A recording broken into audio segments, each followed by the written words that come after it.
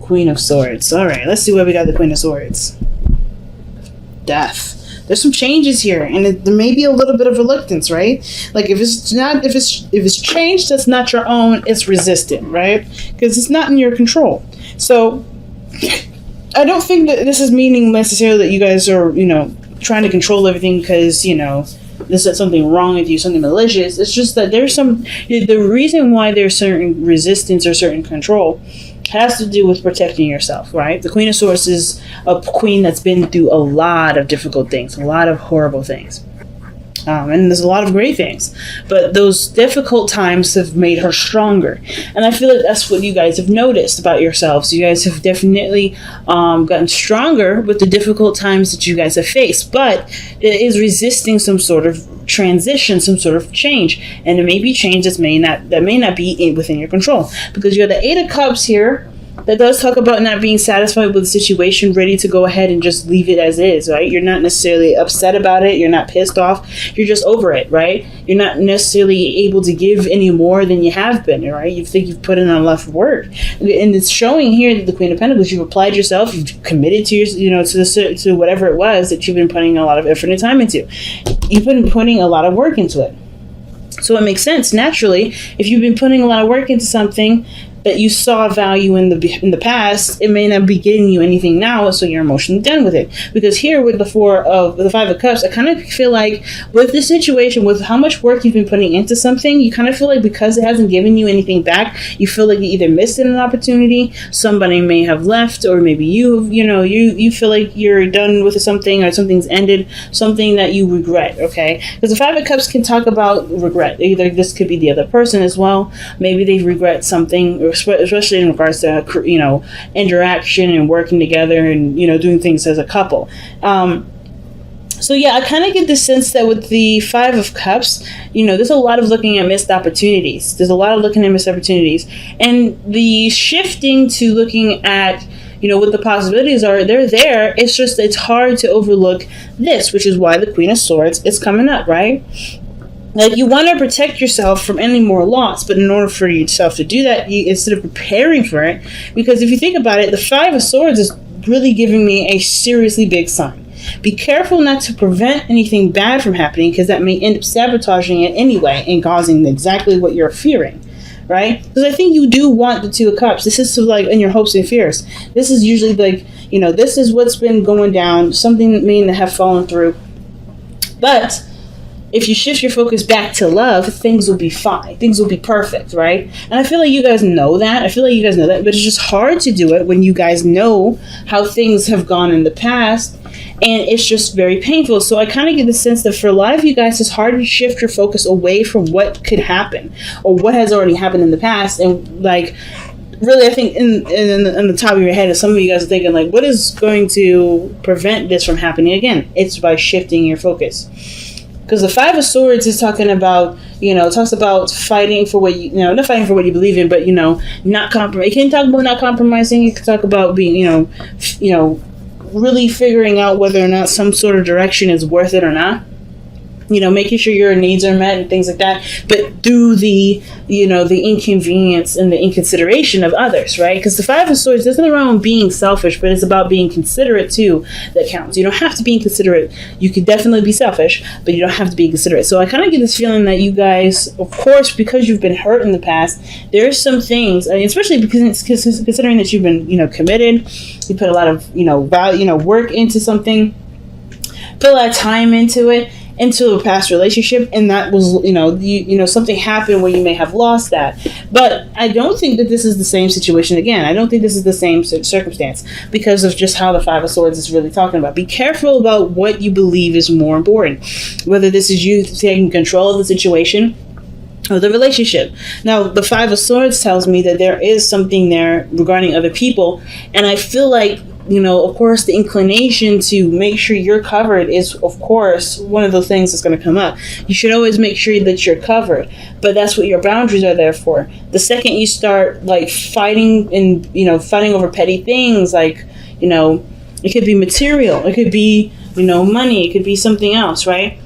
is it worth it enough to put the relationship in such a position where there's no way to move forward, because there's a lot of looking at a situation, that a lot of looking at something that may not necessarily matter to the real, to the overall connection, right? It's about, Five of Swords is petty arguments, right? Fighting about things that really don't matter, that really don't really have anything to do with the current situation. Some of you guys may be dealing with somebody that's causing a lot of friction, being very combative with you, and it's frustrating because perhaps you guys are trying to go in a new direction. But I kind of get this feeling that some of you guys may be dealing with someone that, yes, this person is trying to start new, start fresh. There may have been a falling out before with somebody in the past, maybe the same person. And there's conflict now because this person maybe is bringing a lot of change, bringing a lot of new ideas that you may not be exactly excited about hearing, things that may not be exactly of what your interest. And I feel like the Five of Swords is saying, I don't think it's necessarily, it's up to you figuring out what is worth the sacrifice and what isn't, right? It's like, I feel like you can either go two ways. Be careful what you compromise with, and then be careful what you're too uncompromising about. Because if it's worth the relationship breaking up, or, if it's worth putting your emotions aside, or putting your feelings aside to run with it because you're so committed to the relationship, that's up to you. Nobody can tell you the right or wrong answer with that.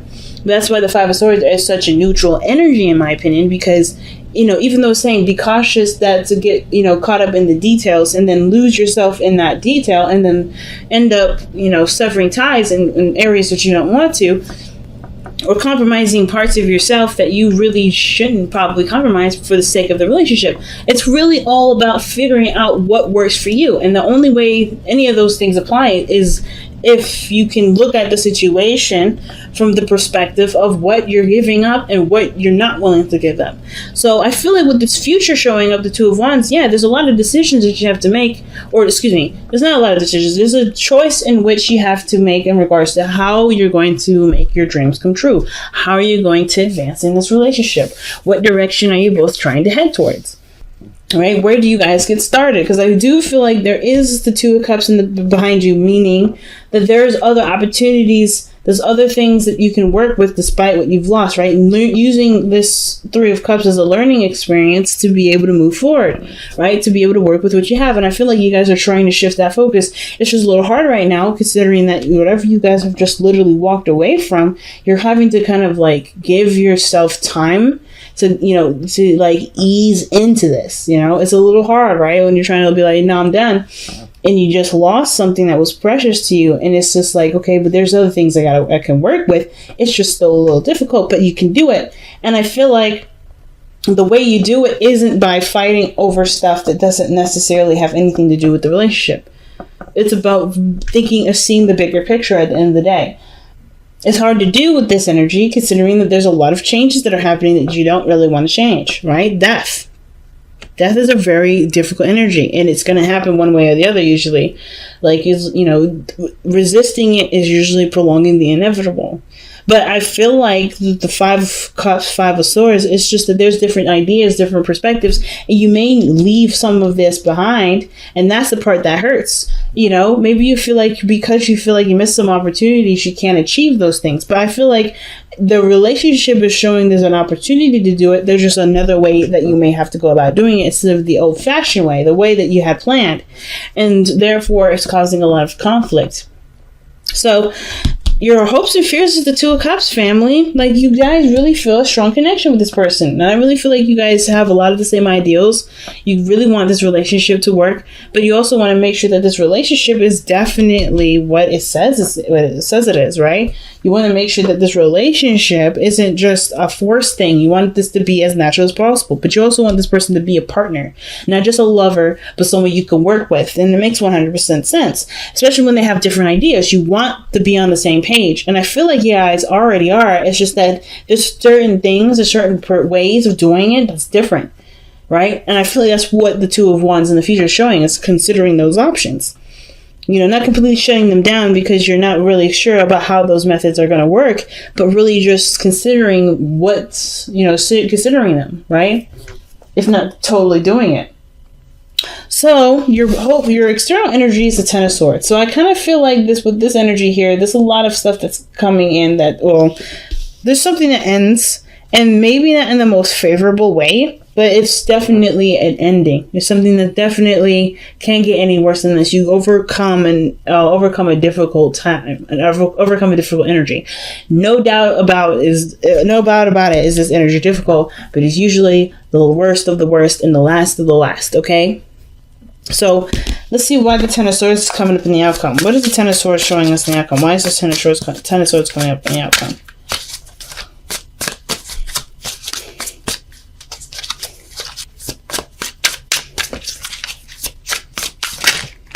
The defensiveness, the Seven of Wands. So whatever you're protecting is done. Like whatever you're protecting, whatever you're defensive about, that comes to an end. Whatever the other person's defensive about comes to an end in the outcome. And it's because I feel like whatever they were resistant towards before has been eliminated. Therefore, there can be room for consideration of someone else's ideas and perhaps considering a new approach to something. It's pretty doggone big, family. It's pretty big. Because if this is about moving house, if this is about, finalizing or the relationship, there is other things, other people's opinions do come into play, right? Because you're dealing with another person. But it doesn't mean you guys don't want the same thing. It doesn't mean that you guys don't have the desire to do some things together. It's just that how you guys go about doing it may be a little difficult. Oh, okay. You got some difficult ones from the Power of Surrenders. Okay. So you guys have surrender your fear of change. Okay. Oh, wow. It's like having a hard time now focusing. But anyway, surrender your fear of change. So it says, the universe is reminding you that you are cared for always. Whether you're afraid of a change in your job, your health, or a relationship, or if you're afraid of aging or death, repeat the affirmation. I have faith that all is well. I have faith that all is well. And then you guys have surrender your ego. Okay, so it's not going to focus at all. But it says, surrender your ego. Cultivate gratitude, be of service to others, and come from your heart. A big ego can work against you, but humility will further your goals. All right, fam, that's a big message, and usually a pretty hard pill to swallow. And I don't think it's that you guys are being egotistical or chauvinistic. I really feel like you guys are trying to protect yourselves. It's the reason why you guys are afraid of the change is because it's out of necessarily your control. You got two cards of passivity, and you guys are fixed energy, right? Queen of Swords, Queen of Pentacles. They're both doers, and they both are, they're both, take action in some degree, but they're also very open to changes. They're very open to receiving things. More open than the kings will ever be. And I find that definitely one of the hardest things, like being open to receiving changes that will end up giving you what you want. But you have to be open to receiving and be open to those changes. And it's hard to do. And you've been through a lot. All right. Actions speak loudly. Express your love through your action. Okay. And that's crazy. So I don't think that you guys are meant to stay put and just kind of let everything happen. But I do feel like paying attention to other people's actions is the best way to gauge whether or not someone's trying to control your life or trying to build a life with you. Because there's always two different things, right? I don't think you shouldn't stop communicating what you want, but I do believe that if there are things that you want done and the other person may have a different way about doing it, I feel like letting them do it is the best way.